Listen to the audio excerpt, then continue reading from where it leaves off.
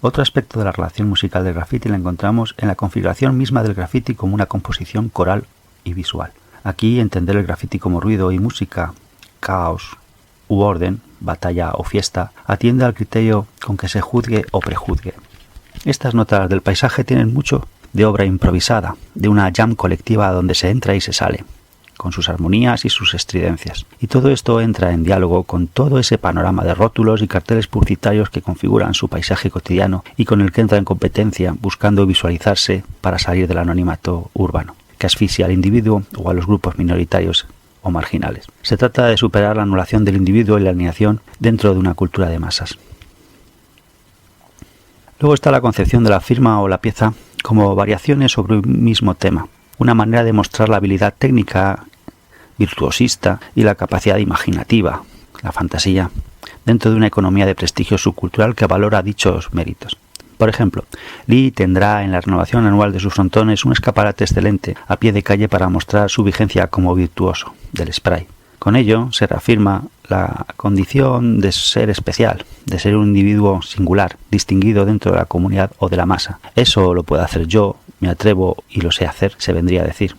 De este modo, un escritor que se encalle en un solo estilo será visto como un escritor inferior, frente a quien desarrolla un amplio registro de estilos e incluso encabece la creación de nuevas formas, y por tanto de la conquista de la notoriedad. En esa tensión por ser reconocido y la confusión que podría suponer hacer variaciones de la presentación gráfica del nombre, los escritores hacen la misma reflexión que los grupos de música. Muchas bandas fijan su representación escrita, pero otros optan por darle nuevas formas conforme al concepto de sus distintos lanzamientos musicales. Estos ejemplos del grupo Cream, activo entre 1966 y 1968 con sus variaciones en formas y rellenos, son muy claros al respecto y reflejan que el renombre supera la forma con que se presente uno. Además, esta influencia ya está en el cómic, con casos como The Spirit, cuyas historietas muy populares se publicaron en los años 40 y 50 y se reeditaron en los 70, donde Will Eisner presentaba el nombre de este justiciero urbano de 1000 maneras diferentes y muy creativas, como harán los propios escritores de graffiti, que muy seguramente han leído sus historietas, en una época donde se solapan y mezclaban en el mercado producciones de distintas décadas. En definitiva, los escritores optarán, como los grupos de rock, por fijar o por dar rienda suelta a sus diseños distintivos. El hip hop, conforme a una secuencia cultural no exactamente lineal respecto a otras subculturas, sino vertebrada por la mediación de la cultura difusa, va a constituirse como una propuesta encajada dentro de una tradición cultural urbana. Su fortaleza se asienta en la reunión de diferentes propuestas creativas, lúdicas o deportivas que se daban de modo independiente, aunadas dentro de una filosofía o ideología propia. Su graffiti convive con otros grafitis de su momento y del pasado, tomando referencias de aquí y allá, en un momento que no existía aún la obsesión por tapar los muros. Además, tiene ya un papel protagonista, fuerte, que le exige sofisticarse para competir potentemente con otros imaginarios y con la misma cultura imperante. Se trata de una cuestión de reconocimiento de su entidad propia, una cuestión de prestigio subcultural, una cuestión relacionada con el marcaje del terreno cultural que se quiere ocupar. Ahora vamos a ver los aspectos más funcionales en relación con el mundo de la música. Tenemos el uso como medio publicitario alternativo a los cauces profesionales por parte de los grupos musicales. Esto es curioso porque tenemos un viaje de ida y vuelta. La publicidad influye en el graffiti y el graffiti influye en la publicidad. Un circuito cultural más común y antiguo de lo que creemos y que refleja los intercambios que se producen entre la alta y la baja cultura. Los escritores de graffiti se inspiran en los productos de la cultura de masas que encuentran a su alrededor, y luego la propia cultura de masas absorbe sus aportaciones para renovar su oferta. Así, el cómic y el diseño de carátulas se acabarán inspirando en el graffiti de la calle. Estos son algunos ejemplos de campañas publicitarias españolas, argentinas o británicas. El rock, por ejemplo, se sirvió de este recurso inmediatamente en Argentina en los años 80 o en España también como reflejo de la liberación del espacio público durante las transiciones de la dictadura a la democracia. El caso británico del grupo Crash refleja lo prodigado del recurso de las plantillas por la subcultura punk. En estos casos se combina la autogestión de los grupos con la organización por discográficas o empresarios de salas de estas campañas grafiteras. Ese es el caso de las plantillas anunciando el disco del cantante Rosendo Directo, editado por Dro en 1989. La pauta autogestiva se funda en que los propios grupos realizan su publicidad en los muros con medios asequibles y directos, pintadas, fotocopias. Esa humildad de medios radica en que no se tiene una capacidad económica para poder acometer una campaña profesional, o bien porque se rechaza esa posibilidad como rasgo de una actitud que remarca la independencia o la negación de las estructuras comerciales al uso o los valores del sistema desde un actuar rebelde. Este extremo es muy claro en grupos rock, pero sobre todo en grupos punkis, donde todo lo que sea joder será bienvenido. Este tipo de estrategias serán incluso inspiradoras para que miembros de esos grupos, a título individual o individuos pertenecientes a esas movidas estéticos musicales, se lancen a afirmar en su entorno, como fue el caso de Muelle. Como en otros casos, la técnica elegida está determinada por la imagen que se quiere dar. No es lo mismo un trazado rabioso que un trazado cuidadoso, o acudir a unas plantillas que uniformizan la marca. El empleo de la plantilla remarca una planificación que no tiene la pintada espontánea, que también podría corresponder a la acción de fans. Es interesante cómo en el rock se va a fijar la rotulación a modo cursivo de los nombres. Aquí vemos la carátula del disco de Rosendo, Loco por Incordiar, de 1985. La presencia de firma se corresponde con un deseo de evidenciar la personalidad, el carácter, la singularidad. Incluso los rótulos de los locales van a tratar de reproducir ese aire de escrito a mano. Aquí observamos también el asentado del autógrafo como icono del mundo del espectáculo, las artes y el deporte. Se convierte en un exponente de la fama. Se le pide una firma al famoso. Quien firma es el famoso. Quien firma se presume que es famoso. Si firmo públicamente, voy por el buen camino de ser famoso. Si firmo en la calle, puedo acabar siendo famoso. Vemos la vuelta de tuerca del si los que se hacen famosos firman, los que firman podemos hacernos famosos. Una táctica muy propia de la cultura de la imagen y del espectáculo que recalca la firma como icono social de una cultura que ensalza el individualismo, la firma como tarjeta de visita. En este ejemplo de Buenas noches Rose, vemos el peso de la fijación gráfica de la presentación del nombre y su conformidad con el concepto del disco promocionado, en este caso La danza de araña de 1997. Combina tanto la plantilla como el trazado a mano del dibujo del diseño promocional en consonancia con lo que figuran los flyers. Con ello se resuelve un problema operativo.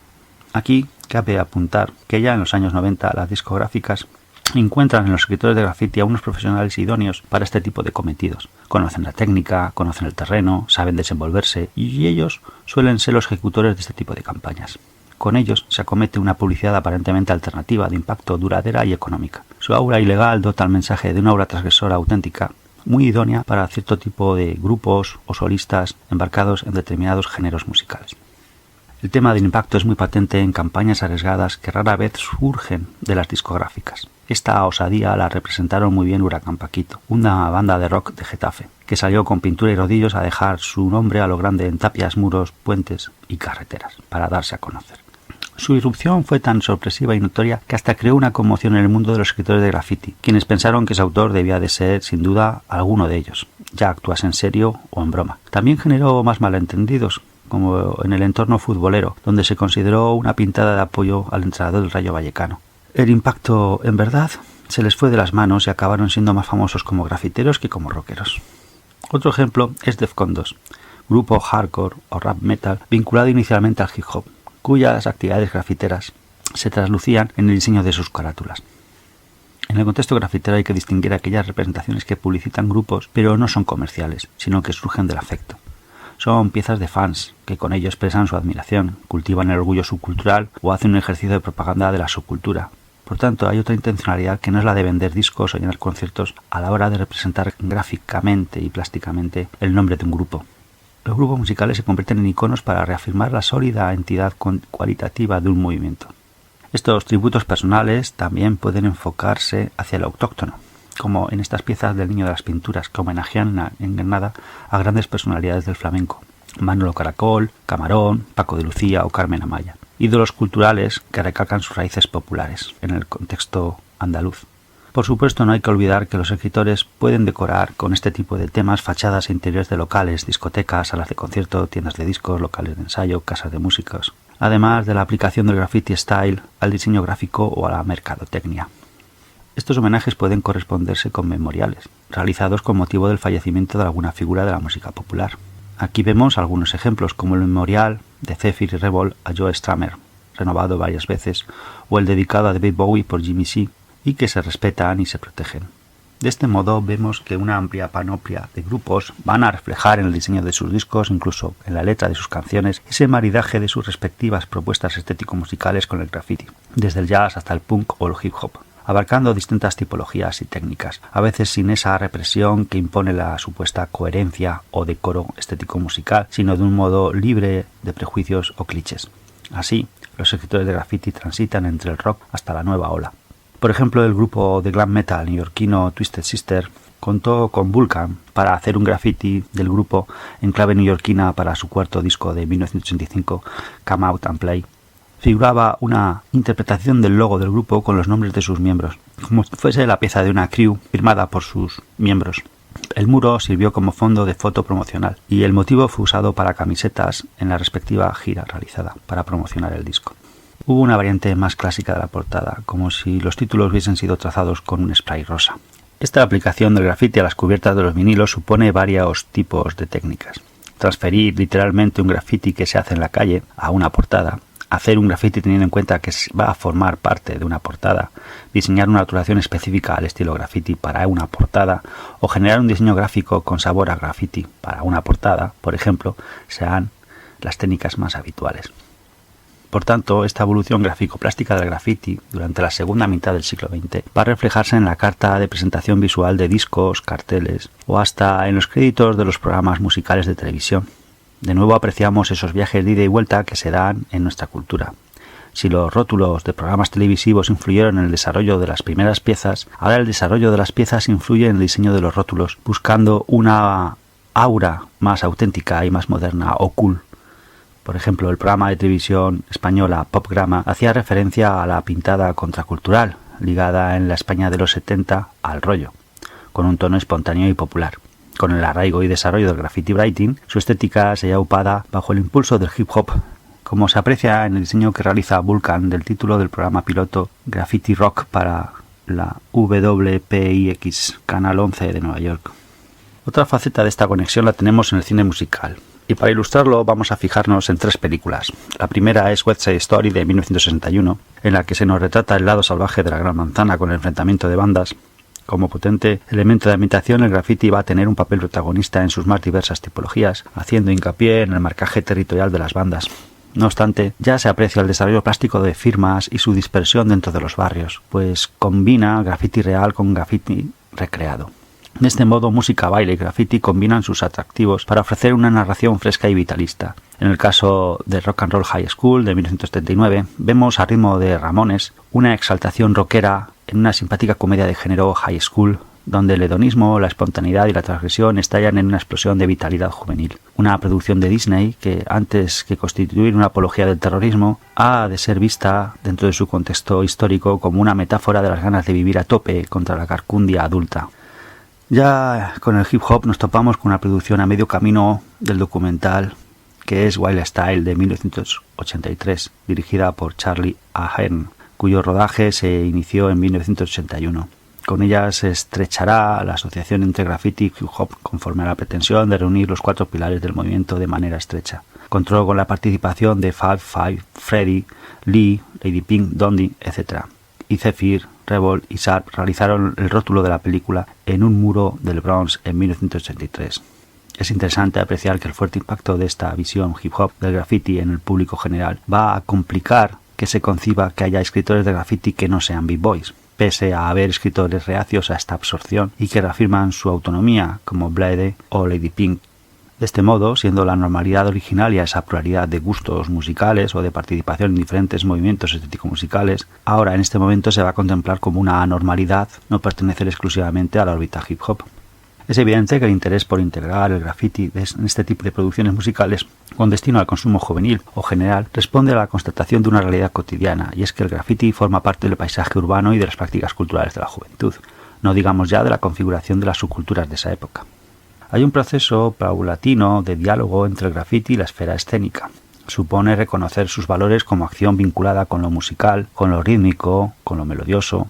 Entrará en un proceso cada vez más integrador que dejará atrás su concepción como un simple ornamento guay o una nota discordante del paisaje, rebelde y provocativa.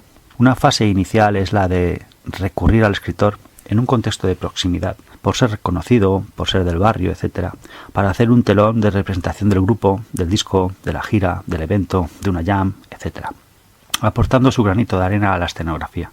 Por otro lado, la familiaridad de los mismos miembros del grupo con el graffiti hace que estos mismos se aplican a la faena. Así se ve en este grupo de fan latino y rock disco, donde Marc André Edmonds, alias Ali, y Calogero, alias Coca82, paraban con Futura, Zephyr y Dondi. Con la profesionalización y la especialización, eso irá cambiando. En general hay tres entornos que favorecen la imbricación cultural entre graffiti y música: la visión creativa del mundo del arte y de la industria del espectáculo, o la pretensión unificadora de la Zulu Nation. Ambos campos aspiran a que el graffiti forme parte del aparato visual de producciones donde la musicalidad es un elemento principal, la clave aglutinadora del proyecto, y donde se dice música, se dice movimiento y sintonía de una aglomeración de gente que actúa y contempla. Enseguida se apreciará el valor estético y expresivo del graffiti en el marco de los performance, porque es una experiencia sensorial, una escritura en acción, una acción constructiva, un acto vivo, plástico, expresionista, con reminiscencias atámicas, etc., que lo hace interesante para integrar en un contexto artístico espectacular. Lo que hemos visto en los platós o las localizaciones cinematográficas se hará también en los escenarios o los espacios de exhibición del mundo del arte. Esta que contemplamos es una de las primeras producciones, si no la primera, que integra escritores de graffiti en un contexto artístico multidisciplinar. Se trata de un montaje de danza contemporánea que apostaba por la espontaneidad. Deus Cup, del Joffrey Ballet, dirigido por Twila Tharp, con música de Beach Boys y la integración de miembros de la United Graffiti Artists, estrenado el 8 de febrero de 1973 en el Auditorium Theatre de Chicago, es sin duda un hito dentro de lo que es la historia del graffiti de Estados Unidos. En esta producción participaron Phase 2, Snake 1, Rick 2, Stitch 1, Coco 144, SJK 171, Jack Ray B 954, Stayak 149, Soda 1, CAT 87, Rican 619, Riff 170, Charmin 65, Lee 163, Henry 161, Cano 1, Snake 131, Bug 170, Nova 1, Tom 177. Mientras los bailarines actuaban, los escritores pintaban al fondo sobre telones en vivo sus nombres. Como anécdota, se cuenta que el tufo de los aerosoles llegó a ser molesto durante los minutos de representación. Su consideración como parte esencial de la concepción del montaje ha hecho que se fije ese elemento, aunque por cuestiones como la referida de carácter operativo o de salubridad se prescinda de la actuación en vivo de artistas del aerosol. Así fue como el American Ballet Theatre recuperó y representó la misma obra entre el 19 y 22 de marzo de 2020 en el mismo espacio donde se estrenó, con diseños de Santo Locuasto, que interpretaban aquel primer fondo grafiteado y el vestuario original de Scott Berry. Otra vertiente será la inclusión del graffiti de los escritores de graffiti en el rodaje de videoclips o en la realización de conciertos.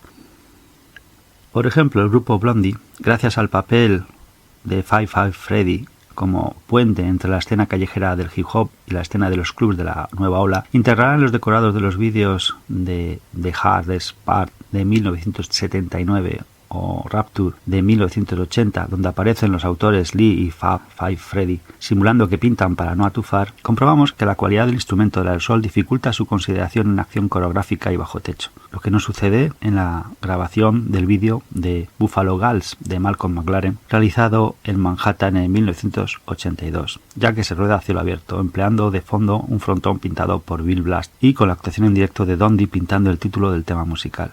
Aquí podemos entender las posibilidades del empleo de decorados, de localizaciones callejeras o intervenciones ex profeso en el espacio público para este tipo de producciones. A causa de esos puentes o conexiones entre escenas que recalca la transversalidad del graffiti durante los años 80, se produce también la colaboración entre Futura 2000 y el grupo de punk The Clash. Con ellos participó en la gira europea Impossible Tour de 1981 y en el azaroso Compact Rock Tour de 1982 y 1983 por Gran Bretaña. Es conveniente considerar la especificidad de aquellos escritores que a la vez desarrollaban una faceta gráfico-plástica y una faceta musical, pues los beneficios de estas colaboraciones venían a la par. En este caso, Futura hizo diseños para el grupo, para sus portadas, libretos, carteles y para sus telones pintando también en directo, mientras desarrollaba su propia carrera como compositor. En esta dinámica de colaboración se plantea un salto cualitativo cuando se pasa de ilustrar o acompañar a suponer la participación un acto con peso específico. Se parangonaba la ejecución de la pieza visual con la de una pieza musical. Así puede entenderse la presencia del Niño de las Pinturas en el concierto presentación de la plataforma Revivir la Azucarera, en apoyo del espacio cultural La Azucarera de Benalúa de Granada, junto con músicos tales como Alquimistas, Música Étnica, Proseo y Mallito, Hip Hop, Ismael de la Torre, Lolo de la Encarna y Juan Pinilla, Flamenco y Copla, Antonio Lizana y Alberto Raya, Jazz, Swing, o Frano Cacarigui, Clásica, el 16 de septiembre de 2021. De este modo, el Niño de las Pinturas desarrolla una obra en directo a lo largo de todo el concierto.